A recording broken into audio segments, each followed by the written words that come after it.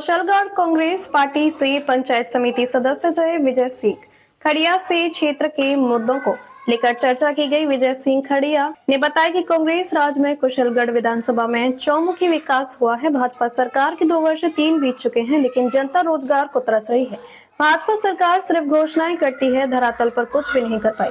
2 साल हो चुके, जनता परेशान है, पंचायत में विकास ठप पड़े हैं, भुगतान नहीं हो पा रहा है, रोजगार नहीं मिल रहा। आइए सुनते हैं विशेष रिपोर्ट बीरबल कड़वा के साथ। आरपी न्यूज से मैं बीरबल कड़वा और आज हम पहुंचे हैं पंचायत समिति कुशलगढ़, जिला बांसवाड़ा। पंचायत समिति कुशलगढ़ के जो डायरेक्टर हैं विजय सिंह खड़िया, उनसे रूबरू जा रहे हैं। इस क्षेत्र की जनता ने मान सम्मान दिया और कहीं न कहीं खड़िया परिवार पे जो भरोसा जताया है वो भरोसा आज भी बरकरार है। करते हैं बातचीत इन 5 वर्षों में किस प्रकार से रहा इनका कार्यकाल, आगे क्या एजेंडे हैं, कुशलगढ़ के विकास की बात करें, विधानसभा की बात करें, आगे और क्या होना चाहिए, विशेष तौर से यूथ के लिए क्या करना चाहते हैं। करते हैं बातचीत। सर नमस्कार। नमस्कार सर जी। सबसे पहले तो मैं खड़िया परिवार की तरफ से दीपावली के पावन पर्व पर हार्दिक और दिल से बहुत शुभकामनाएं देते हैं। दिल के गहराइयों से बहुत बहुत शुभकामनाएं देते हैं और सभी विधानसभा वासियों को और क्षेत्रवासियों को हमारी तरफ से उज्जवल भविष्य की कामना करते हैं। विजय जी, क्या कहना चाहेंगे? रेगुलर कहीं न कहीं इस खड़िया परिवार पे कहीं न कहीं भरोसा रेगुलर बना हुआ है। सबसे पहले क्या कहना चाहिए जनता के लिए 2 शब्द? मैं सबसे पहले तो ये कहना चाहूँगा जी कि मेरे अंकल जी स्वर्गीय हुरतिंग जी खड़िया जो आज हमारे बीच में नहीं रहे, जो इन्होंने संघर्ष किया है उतना संघर्ष तो शायद कोई नहीं कर पाएगा। लेकिन जब मैं उनके साथ रहा, मैं कक्षा 9वीं से लगा करके उनके साथ रहा था। सरपंच बने तब भी मैं साथ में था, प्रधान बने तब भी साथ था और 3 इलेक्शन हारे तब भी साथ में था। तो मैंने ये देखा है कि एक छोटा बच्चा भी कुछ कह देता था कि सर ये गलत है, तो उसके ऊपर वो तुरंत रुक करके उस बात को गौर से सुन करके उसने कहा तो कहा कि उसको वो सुधारने का प्रयास करते थे। उनमें एक चीज़ ये थी कि कभी भी ये नहीं कहते तू क्या जानता है, बिल्कुल ये शब्द नहीं था। जो भी कहते थे उनको गौर से सुनना और सुन करके और उस बात को करना, तो वो खासियत थी। और ऐसा समय भी देखा कि जब हम चुनाव हारे तो कुशलगढ़ में हमको 10 रुपये देने के लिए तैयार नहीं था कोई भी। बिल्कुल। इतनी आर्थिक कंडीशन पुअर हो गई थी और उन स्थितियों से उभर करके और हम आज वेल कंडीशन में हैं और जनता का विश्वास भी जीता है और कुशलगढ़ में काफ़ी विकास भी कराया है और जनता ने 2 बार एमएलए भी बनाया है। तो मैं इस अवसर पर इस जनता का मतलब बहुत बहुत आभारी है हम लोग। और यहाँ का जो यूथ का समर्थन जो हमारे परिवार को मिला है, ये तो आप और मैं कल्पना ही नहीं कर सकते। एक छोटे बच्चा भी रोड पे रमीला खड़िया जिंदाबाद के नारे लगाते हैं, तो ये चीज़ें तो मैं तो ये समझता हूँ कि ईश्वरीय शक्तियाँ हैं। ये तो आम सामान्य व्यक्ति के लिए हम सोच भी नहीं सकते। मैं जब रोड पे निकलते थे तो रमीला जी जब एमएलए का चुनाव लड़े हम निर्दलीय, तो रोडों पे छोटे छोटे बच्चे और महिलाएं और सारे चीज़ों रोड पे आ गए थे और बिना प्रचार किए वो चुनाव जिता दिया। और दूसरी बार भी यही कंडीशन थी, दूसरी बार भी इलेक्शन लड़े तो हमने सरकार गिर रही थी, कई सारी चीज़ें पैदा हुई थी यहाँ, तो उन सारी चीज़ों को भूल करके उसको अवॉइड कर दिया कि हमें तो सिर्फ खड़िया जी का नाम से मतलब है और जनता से मतलब है, इसलिए हम इन फालतू की चीज़ों में ना पड़ेंगे और हम सिर्फ कुशलगढ़ का विकास के लिए ही सोचेंगे। तो माननीय गहलोत साहब को हम मिल करके गए। जब सरकार अस्थिर हो रही थी तो मैं खुद हेलीकॉप्टर से मालवीय जी, कांता जी और एमएलए साहब साथ में गए थे। इस रिसोर्ट में रुके थे। तो हमने तो एक ही प्रस्ताव, एक लाइन का रखा था कि हमें तो कुछ भी नहीं चाहिए, हमको सिर्फ देना है, आप तो कुशलगढ़ के लिए विकास दे दो। तो एक उप जिला स्वास्थ्य हॉस्पिटल बन रहा है। बिल्कुल ये हमको दिया, बड़ी सौगात, बहुत बड़ी सौगात हम हमारे लिए। और स्टेट हाईवे दिया, जिसका अभी 16 महीने का वर्क ऑर्डर जारी हुआ, लोग आ गए, बच गए हैं यहाँ काम करने वाले और पूरी तैयारियां हो गई, टेंडर सब कंप्लीट हो चुका है। सेशन कोर्ट खोल दिया। सेशन कोर्ट हमारे लोग यहाँ से बागीदोरा जाते थे वो आज वो समस्या का समाधान यहीं हो गया। 2 कॉलेज हमने खुलवा ली। मतलब मेन चीज़ जो करने, हम जैसे यूँ कहें कि सज्जनगढ़ में हमने ट्रॉमा सेंटर खुलाया था, सरकार बदली तो पता नहीं ये कहाँ गया। लेकिन वापस गहलोत साहब की सरकार आएगी या कांग्रेस की सरकार आएगी, मतलब कौन सरकार में बैठेगा ये मैं नहीं कह सकता हूँ। जो भी कांग्रेस की सरकार बैठेगी, हमारी सरकार आएगी तो हम ज़रूर उस ट्रॉमा सेंटर को वापस शुरू कराएंगे। हालांकि गहलोत सरकार की बहुत सी अच्छी योजनाएं थी गरीबों के लिए, गरीब से लगाकर ऊपर तक उन्होंने काम किया, धरातल पे वास्तव के, उसके बावजूद भी कहीं न कहीं विजय सरकार नहीं बन पाई। क्या आपका स्पष्टीकरण रहेगा? देखो, लोगों की एक राजस्थान में मानसिकता बनी है कि एक बार कांग्रेस और एक बार बीजेपी, ये परिपाटी चली आ रही है। और हमने काफ़ी प्रयास किए थे, गहलोत साहब ने भी कहा था कि अब की बार तो हम इस परिपाटी को तोड़ेंगे, लेकिन नहीं तोड़ पाई। तो अब इसके बारे में तो अब आप सब जानते ही हैं कि ये परंपरा कई सालों से चली आ रही है। और गहलोत साहब ने इसको तोड़ने के लिए जो मांगो, यूँ कहते थे कि मैं देते देते नहीं थकूंगा, पर तुम मांगते मांगते थक जाओगे। तो हमने, मैडम जैसे हमारे यहाँ नगर के 2 नेताजी हैं बहुत बढ़िया और जाने माने, और वो हमको बढ़िया एडवाइस करते हैं। और जैसे हसमुख शेठ जी है, हमारे खाबिया जी है, हमारे पहले जयंतीलाल जी कोवालिया सर थे। तो इन लोगों ने, हमने जो भी सोचते थे कि हमको ये चीज़ कर देनी चाहिए, और हम आपस में बात करके वो चीज़ को लेकर के जाते हैं और गहलोत साहब को कहते हैं साहब ये हमको दे दो, कि ले जाओ ना, अब तो ये किया सेंक्शन। अभी जिस प्रकार से रेगुलर दौरे भाजपा सरकार के, जैसे प्रधानमंत्री मोदी जी अपने आए हैं, बांसवाड़ा परमाणु विद्युत परियोजना को लेकर कहीं न कहीं एक बड़ा प्रोजेक्ट लाए हैं, आपको क्या लगता है कुछ न कुछ परिवर्तन होगा? अरे भाई साहब, मैं मीडिया वालों को पहले तो ये कहना चाहूँगा कि प्रोजेक्ट लाया कौन है? वो तो प्रोजेक्ट तो 10-15 सालों से मैं तो चुन रहा हूँ। नहीं, उसको विस्तृत बड़ा रूप दे रहे हैं, वो एक अलग चीज़ है, लेकिन उसका फीता पहले गहलोत साहब काट चुके हैं, उसका शिलान्यास पहले चल, तो कोई नई चीज़ उतारते उससे हमारा कोई भला होने वाला नहीं है। क्या हमारा वो प्रोजेक्ट आने से क्या बांसवाड़ा में रहने वाला, कुशलगढ़ में रहने वाले क्या विद्युत के बिल कम हो जाएंगे? क्या हमको जैसे आज 5 रुपये 6 रुपये यूनिट बिजली मिल रही, तो क्या हमारा रेट कम होगा? ये तो संभव नहीं। लेकिन हाँ, देश के हित में ठीक है, लेकिन हम यहाँ ऑल ओवर यहाँ हमारे क्षेत्र की बात करें तो कोई विशेष फ़ायदा नहीं है। हमारे लोग यहाँ से विस्थापित हुए हैं, कई सारी बीमारियाँ आएंगी, उसके हमारे लोगों को ही झेलना है। और ज़मीन भी हमारी गई, नुकसान भी हमारा हो गया, फ़ायदा देश का होगा।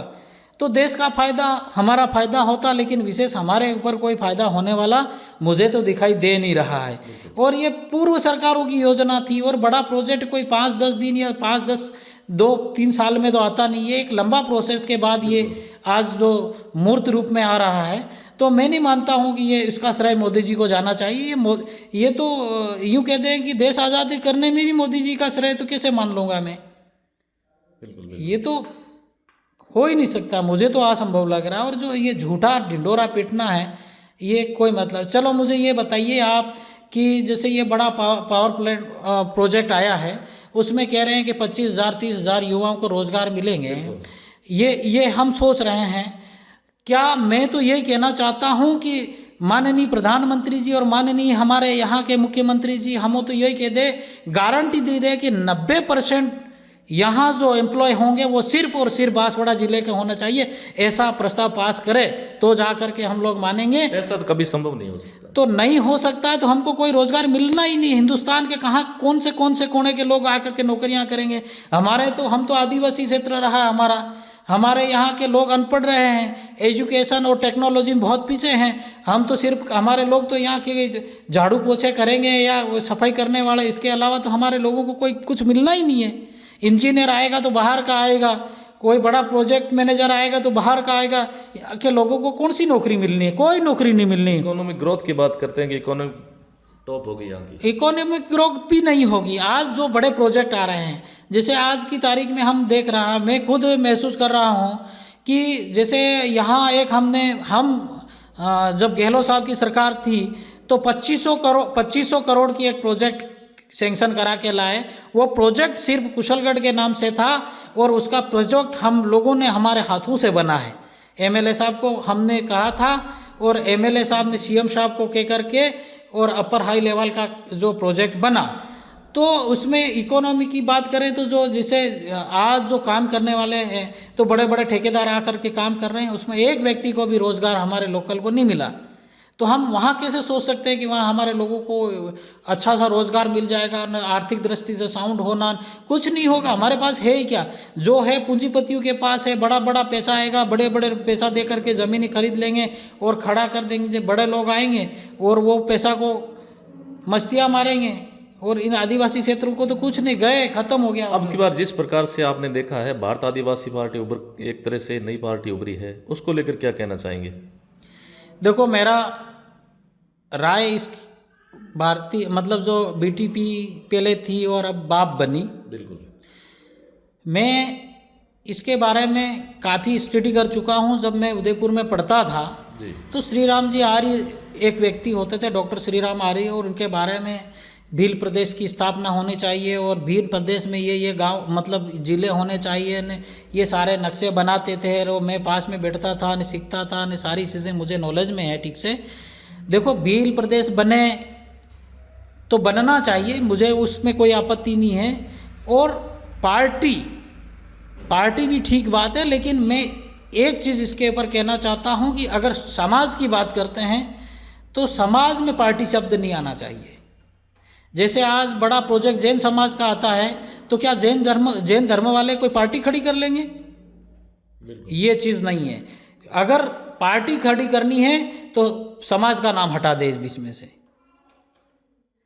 समाज का नाम हटा दे।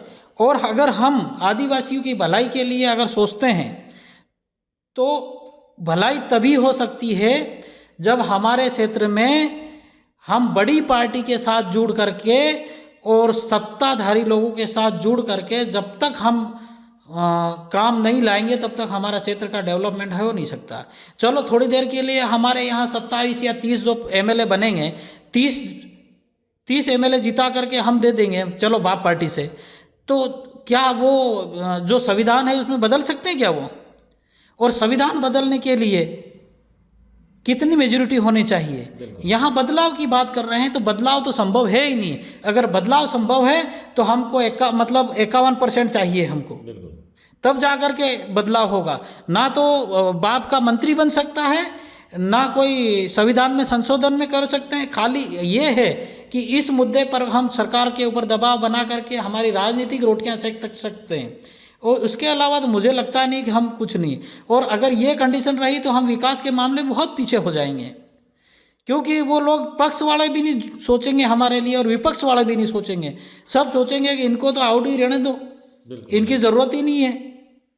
तो हमको अगर हमारे क्षेत्र का विकास करना है तो विकास के लिए हमको चाहिए कि सब मिल करके सत्ताधारी पार्टी के साथ जुड़ करके और यहाँ के हमारे समाज के पावरफुल लीडर निकाल करके और दिल्ली और जयपुर में हमारी बात दबंगता के साथ रखें और सरकार का अंश बने, तो जाकर के हमारे क्षेत्र का विकास होगा। अन्यथा असंभव लगता है। ये सारे अपनी रोटियां सेकने के लिए कर रहे हैं। आपको क्या लगता है महेंद्रजीत सिंह मालवीय साहब जिस प्रकार से एक कद्दावर नेता थे और है, ये बात तो माननी पड़ेगी, जिस प्रकार से भाजपा की तरफ रुख किया है, उसके बाद में कांग्रेस पार्टी का कुछ न कुछ जन आधार कम हुआ? देखो, मैं मालवीय जी के बारे में आपने पूछ ही लिया है तो मैं बता ही दूँ कि पहली बात तो जैसे बड़ा लीडर हमारे इस क्षेत्र में उदयपुर संभाग में पहला तो हरिदेव जोशी जी पैदा हुए थे, और दूसरे नंबर पे महेंद्र सिंह जी मालवीय नेता आदिवासियों के और सभी समाजों के बड़े नेता थे और आज भी वजूद रखते हैं, उसमें नो डाउट, मेरी तरफ से तो कोई डाउट नहीं है, क्योंकि आदिवासियों में बड़े नेता बने हैं, देश और दुनिया में उन्होंने नाम कमाया है। तो उसको तो मैं चैलेंज नहीं कर सकता हूँ। और ठीक है, कई कारण रहे कि पार्टी में आना जाना लगा रहता, पूरे देश में नेता जाते, इधर जाते हैं उधर जाते हैं, वो उनका पर्सनल निर्णय है।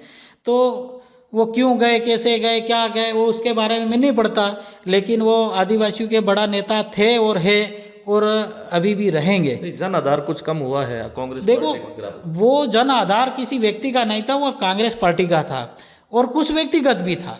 उन्होंने जो संघर्ष किया है कि एक सरपंच से लगा करके, सरपंच का चुनाव लड़ते लड़ते एमएलए तक गए और एमपी तक चुनाव लड़ करके उन्होंने संघर्ष के बलबूते पे वो जो सारी चीज़ें पैदा करी थी, तो वो तो बहुत संघर्षशील व्यक्ति है।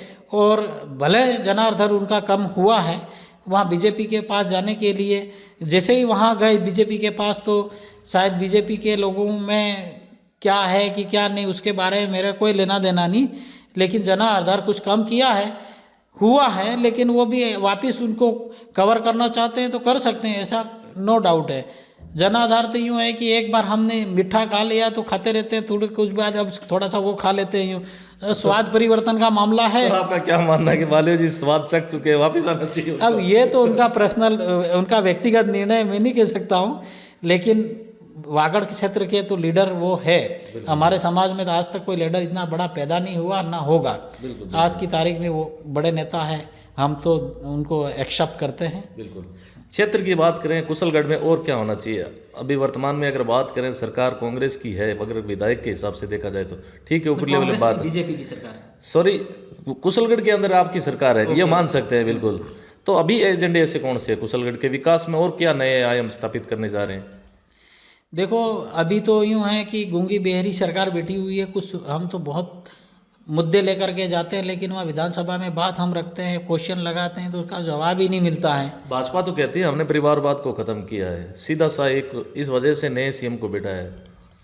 क्या परिवारवाद होता है, क्या होता है उसमें? ये तो खाली ढोंग है। क्या परिवारवाद? जो मेहनत करेगा आगे बढ़ेगा, मेहनत करो आगे बढ़ो, काम करो, उसमें परिवारवाद क्या होता है? क्या व्यापारी का बेटा व्यापारी नहीं होता है क्या? उसको बदल दो देखे तो उस व्यापारी का बेटा व्यापार में जाएगा, अच्छा बिजनेस करेगा। और राजनीति में अगर क्वालिटी है किसी में तो अपने क्वालिटी के बलबूते पे उठेगा, कोई ज़रूरी थोड़ी। जैसे हमारे वागड़ क्षेत्र में प्रभुलाल जी रावत वो एक कद्दावर बहुत पावरफुल लीडर थे, और वो आज नहीं रहे तो उनकी पीढ़ी में कहाँ चल रहा है? अगर उनके बेटों में वो सारी चीज़ होती, उनके परिवार में होती तो आज चलते। आपके कहने का तात्पर्य विजय जी कि संघर्ष करना चाहिए। संघर्ष से ही आदमी बनता है, संघर्ष से लोहा बनता है, और संघर्ष ही जीवन है। यूं है, अब यूँ बिना संघर्ष किए आप सोच लो कि ये उसका बेटा ये हो रहा है, उसका बेटा ये सब फालतू दतींगे। मेहनत करो, काम करो, संघर्ष करो, जनता का दिल जीतो और आगे बढ़ो। पंचायती राज के जस्ट इलेक्शन होने वाले हैं, कभी भी घोषणा हो सकती है, क्या किस मायने में रखते हैं? प्रधान को लेकर कई बार विजय जी खड़िया की बात चलती है, क्या उम्मीद रखें? देखो पंचायती राज चुनाव तो हो जाने चाहिए थे, लेकिन राजस्थान में बीजेपी हार रही है, सीधी बात तो यह है, इसलिए उसको खींच रहे हैं, डिले कर रहे हैं। जब कोर्ट कहता है कि उसका इलेक्शन कराओ, फटाफट उसका वो सर्कुलर जारी करके ख़त्म करो, और वापस सरकार जाती है कि नहीं अभी उसको रोक दो परिसीमन। अभी तो चुनाव होना मुझे तो लगता नहीं, अभी तो समय लगेगा, 5-6 महीने और लगने चाहिए। और रही बात प्रधान की तो हमारा कोई उम्मीदवार तो है नहीं। कांग्रेस पार्टी तय करेगी किसको प्रधान बनाना, किसको जनपद बनाना, किसको सरपंच बनाना, और हमारे मेंबर जीत करके आएंगे, और जीत के जो आएंगे वो तय करेगा कि भविष्य की राजनीति में विजय जी सीधा साधा क्वेश्चन है कि आप क्या करेंगे?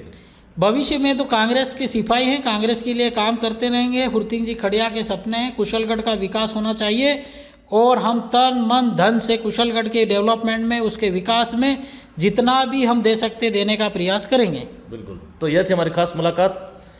डायरेक्टर कह सकते हैं, समाज सेवी कह सकते हैं, यूथ आइकन कह सकते हैं विजय सिंह खड़िया, जिनसे हमने क्षेत्र के मुद्दों पे राजनीतिक क्षेत्र में बातचीत। जितने भी साथी है कमेंट बॉक्स में अपनी जो राय है, विशेष तौर से कांग्रेस के पक्ष में, बीजेपी के पक्ष में, जैसा भी आपको अच्छा लगे कमेंट बॉक्स में जो राय है वो जरूर जाहिर करें। धन्यवाद सर, समय दे उसके लिए बहुत बहुत। ओके, बहुत बहुत धन्यवाद। Thank you. राम राम साहब।